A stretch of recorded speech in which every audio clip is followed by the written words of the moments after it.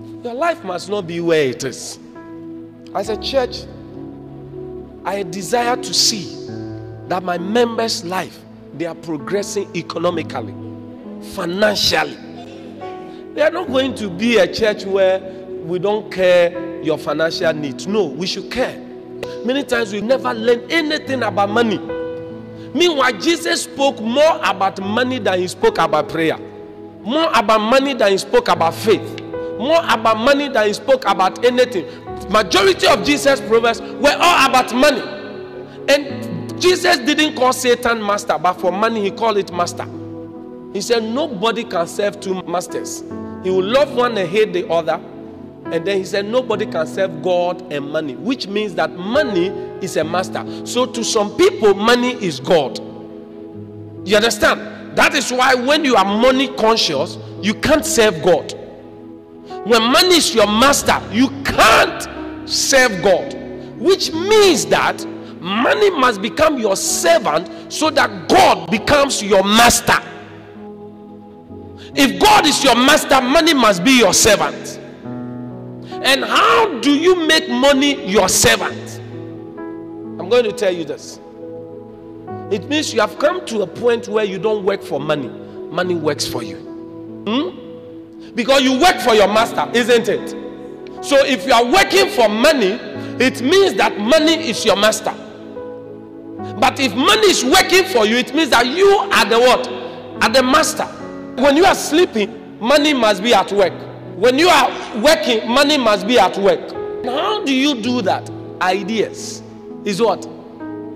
Ideas. So whatever gift and talent and creativity God has given you, you need ideas to make sure it expands. And one of the things is that we leverage your talent, your gift, and the ideas God has what? Given you, so that you can be financially free. It's very important. So that wherever you are working, you are not working because you want money. You are working because by nature you must be productive. So you are being productive, and money becomes only a result of your productivity. Then in your marriage life you will not struggle. Most of the problem in marriage is money.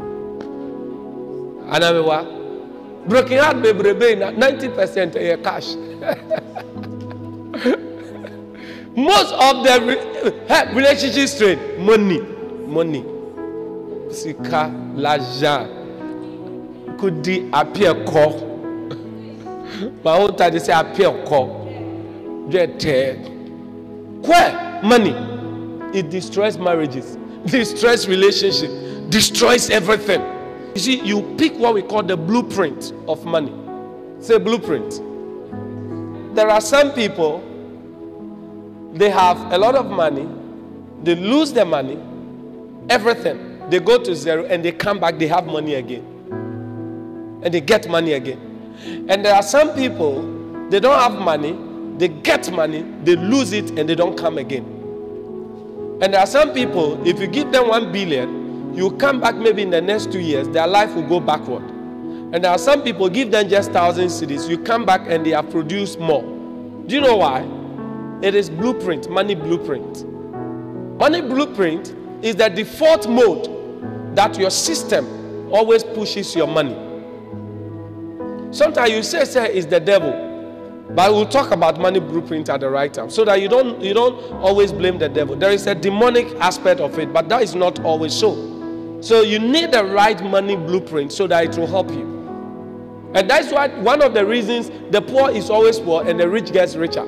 The rich doesn't get richer because he is born in riches, but because he has acquired the blueprint of riches. And the poor, in the environment of poverty and hearing the language of poverty, has acquired the blueprint of poverty. So those who move from poverty to riches are those that at a point in time, they decided by themselves that I need to change this blueprint.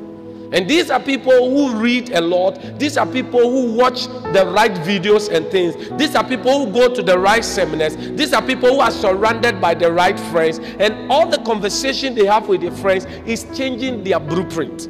So sometimes your blueprint, it comes from your environment. It comes from your parents. It comes from the friends you keep, the book you read, the man or woman you marry. So this life, there is a lot for us to fight. And we are going to fight together. Because in the next few years, we must all change our destiny. You think it's you alone who want it? I also want it.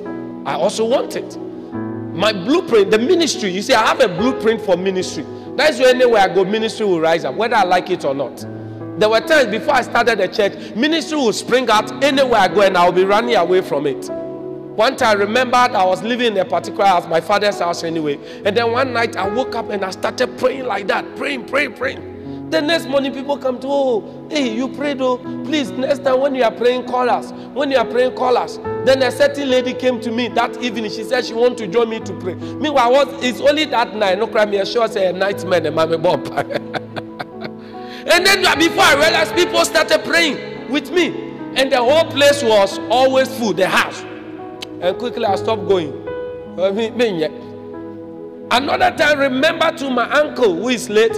Also, they were coming to my house, we were praying. And sometimes they'll come for all night in my room. And I will be in the bedroom sleeping, and they will be praying in the hall. I don't want to do it. But anyway, I go because I have the blueprint of ministry.